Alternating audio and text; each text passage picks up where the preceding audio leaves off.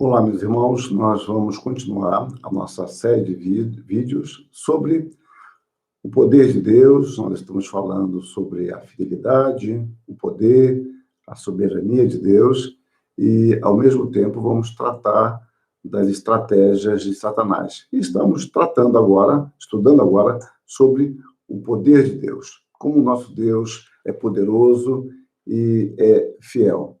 E neste sexto vídeo, continuamos ainda dentro deste ponto. Conhecer a Deus em sua soberania é algo libertador. Isso é algo magnífico para a nossa visão da realidade, para a nossa visão de mundo. Saber que podemos conhecer a Deus e que este conhecimento é um dom da graça de Deus que nos permite ver como Deus é a partir daquilo que ele nos mostra. Aliás, nas palavras de Packer, conhecer a Deus é o dom supremo. E este conhecimento, por sua vez, nos liberta para que possamos conhecer a nós mesmos e as demais coisas da realidade. Somente por obra e graça de Deus poderemos enxergar com clareza o que, posto diante de nós, reivindica-se a realidade e aquilo que nos escondem. É como se não existissem, mas que, de fato, tem o seu valor e significado. Somente Deus confere sentido à realidade e, portanto, à nossa vida. Nós, pela palavra, podemos ver aspectos da realidade que muitas vezes são escamoteados, são desviados, para que nós não percebamos. Em Deus nós somos libertos de valores tão insignificantes, mas que nos foram incutidos, e ao mesmo tempo conseguimos enxergar, a partir de Deus, o mundo à nossa volta. É por isso que conhecer a Deus é um ato libertador e é um ato da soberania de Deus. Tomemos um caso específico, para não ficar um tanto etéreo o que eu estou dizendo. No Salmo 11, vemos que a vida de Davi está em perigo. Os fundamentos do seu reino estão ameaçados. Seus amigos aconselham-no a fugir para as montanhas, onde teria melhor abrigo. No entanto, o salmista indaga a respeito desta atitude, considerando-a inadequada. Isso está no Salmo 11, de 1 a 3. É possível que este salmo tenha sido escrito no tempo que Absalão preparava, de forma sorrateira, uma rebelião contra seu pai para tentar assumir o trono. Em princípio, o conselho que lhe fora dado não era estranho, afinal, Davi já tivera essa experiência de esconder-se nos montes devido à perseguição de Saul. No entanto, o texto no livro de Samuel nos diz: permaneceu Davi no deserto, nos lugares seguros, e ficou na região montanhosa, no deserto de Zif. Saul buscava-o todos os dias, porém Deus não o entregou em sua mão. 1 Samuel 23, 14. Saul procurava todos os dias, mas é o Senhor quem não o entregou em suas mãos. Davi sabia que quem lhe protegia não eram os montes, mas Deus. Ele tinha consciência de que não podemos substituir Deus pelos montes. É Deus quem criou e sustenta os montes. Os montes podem servir como instrumentos de proteção. No entanto, quem nos protege é Deus.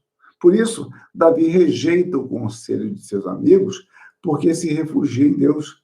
Quando você observa no Salmo 16, 1, ele diz: guarda-me, ó Deus, porque em ti me refugio. No Salmo 36, 7, como é preciosa, ó Deus, a tua benignidade.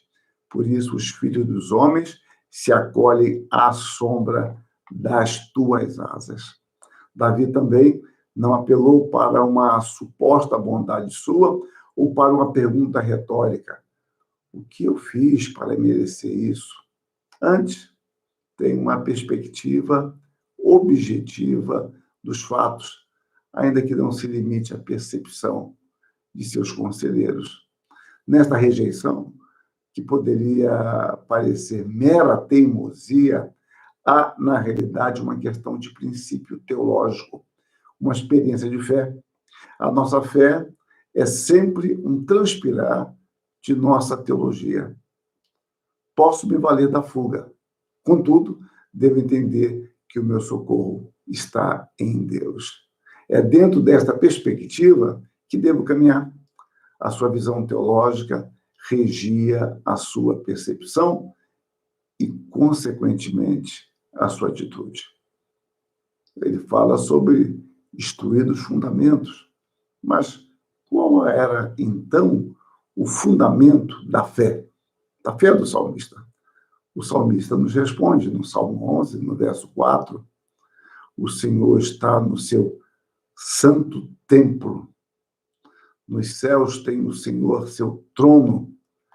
Os seus olhos estão atentos, as suas pálpebras sondam os filhos dos homens. Reparem aqui que ele usa algumas expressões costumeiras no Antigo Testamento para Deus. Ele usa o nome Senhor para Deus. Ele diz que esse Deus está atento, que esse Deus é santo e que esse Deus tem um trono. Trono, como sabemos, é óbvio, indica realeza. E mais, no Antigo Testamento, significa também perenidade. Deus é o Senhor que reina para sempre. Significa o alto poder e o justo juízo de Deus. Ele é o Senhor dos senhores. Ele, com o seu poder estável e perene, é quem estabelece ou tira do trono do rei. No Salmo 9, lemos: porque sustentas o meu direito, a minha causa. No trono te assentas e julgas retamente. Ainda no Salmo 9, agora no verso 7, mas o Senhor permanece no seu trono eternamente, trono que erigiu para julgar.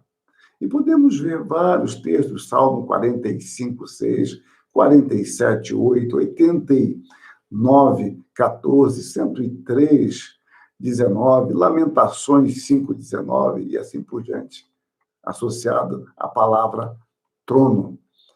O Senhor tem trono, tem o Senhor seu trono. Os seus olhos estão atentos, as suas pálpebras sondam os filhos dos homens. Davi tem como um dos fundamentos de sua fé a certeza de que Deus reina.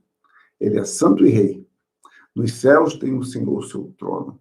O trono celestial de Deus é seu verdadeiro templo. Observem isso. O trono é o seu templo. Vocês podem observar isso em em Miqueias 1, 2. Você pode ver isso em Abacuque 2:20. O Senhor está no seu santo templo. Cale-se diante dele toda a terra. Então, seus inimigos têm uma visão apenas terrena, enquanto que Davi, além da aparente onipresença desta crise, que sabe ser circunstancial, o difícil para nós é enxergar de forma confiante as circunstâncias como tais, sem permitir que o nosso coração perenize a dor em ansiedade, uma ansiedade paralisante e destrutiva. Então, a crise parecia onipresente, porque, de fato, quando vem a dor sobre nós, parece que não vai passar. O mal, ele tem essa característica, esse efeito, talvez psicológico, de dar uma sensação a nós de que ele nunca vai enfraquecer, que ele nunca vai nos dar alívio. Davi não deixava de perceber a intensidade das circunstâncias, a gravidade do problema. Mas ele sabia que isso tudo era circunstancial e que passaria. Porque ele confiava em Deus e sabia que Deus é o Senhor das circunstâncias. O reino de Deus é o reinado de Deus. Nós, às vezes, temos dificuldade de fazer essa transição lógica. O reino de Deus é o reinado de Deus. O seu governo absoluto sobre todas as coisas visíveis e invisíveis. A sua providência é exercida sobre todos os homens. Nada lhe escapa. Todo poder é derivado de Deus. Toda autoridade tem a Deus como autor. A própria palavra autoridade nos fala isso, né? A autoridade nos fala do autor. Quem tem a autoridade é quem é o autor. Então, Deus é o autor supremo. A autoridade, no caso de Deus, não é derivada de nada nem de ninguém. Então, confiar em qualquer manifestação do poder ou autoridade fora de Deus é pura tolice. Deus é a fonte de todo poder está em Deus, e todo poder é preservado por Deus. Fora de Deus, nada nem ninguém pode autoexistir. Como autor de todas as coisas, ele tem autoridade sobre toda a realidade e poderes. O Deus soberano, com a sua vontade perfeita, tem todo o poder. O reino e a glória lhe pertencem eternamente. Nada lhe é acrescentado ou retirado. A sua soberana vontade é caracterizada pela perfeição. A sua vontade é perfeita, como diz em Romanos 12, 2. E a sua vontade envolve todas as nossas necessidades. Davi sabia quem era o seu Deus, aquele que reina sobre todas as coisas. Por isso, não há impedimentos na concretização de suas promessas. É justamente isso que diz o anjo a Maria. Maria que está surpresa diante de sua gravidez anunciada. Porque para Deus não haverá impossíveis em todas as suas promessas. Isso está em Lucas 1,37. O prazer e a suficiência de Deus estão nele mesmo. Deus não precisa de meios para executar o que quer, como bem escreveu Charles Roger.